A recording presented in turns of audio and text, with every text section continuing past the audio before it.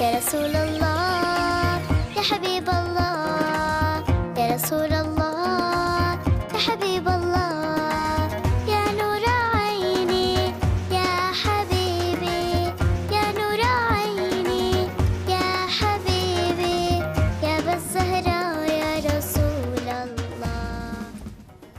Assalamu alaikum, all you beloved of the Mustafa. I missed you all, my friends. How are you?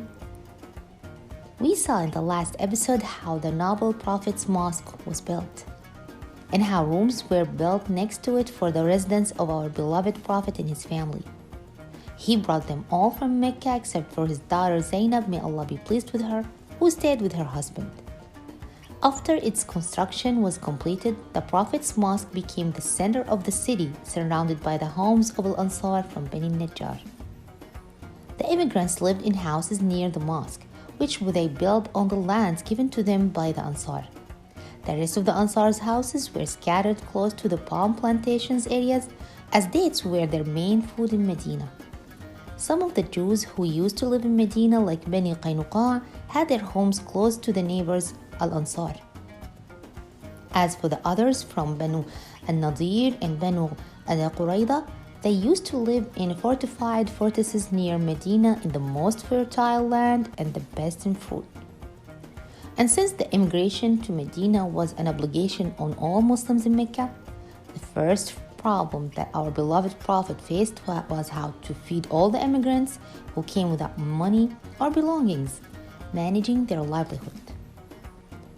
Despite the generosity of the Ansar and their hospitality, it was a need for the Prophet Muhammad ﷺ to find a quick solution that would not burden the generous Ansar and would also preserve the dignity of the immigrants so they would not feel that they were a burden on anyone.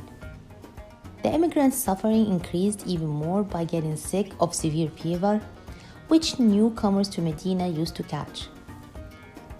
So, our beloved Prophet, may Allah be pleased with him, established fraternity between the immigrants and the Ansar, may Allah be pleased with all of them.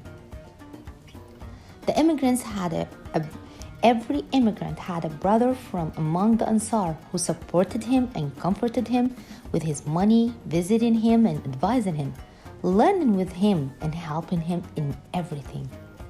The Ansar did not spare any effort to help their immigrant brothers. They even suggested to our beloved Prophet, may Allah be pleased with him, that they would share their money and palm trees with them. Our beloved Prophet kept palm trees for the Ansar and allowed the immigrants to only share their food. The immigrants were not skilled in caring for palms, as Mecca was not a land of cultivation, but most people in Mecca were traders.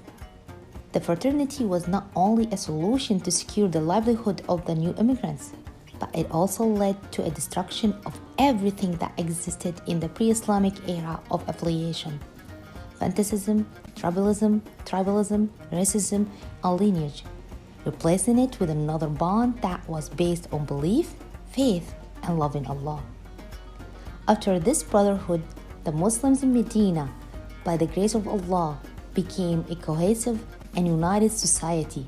And this unity, in addition to their obedience to Allah and His Messenger, were one of the greatest reasons for their victories over their enemies later on. So, what are the other problems that Muslims faced in their homes of immigration? And what is the character of Medina? Well, my dear friends, that is what we will know together in the next episode of the Garden of Al-Habib, inshallah. So wait for us.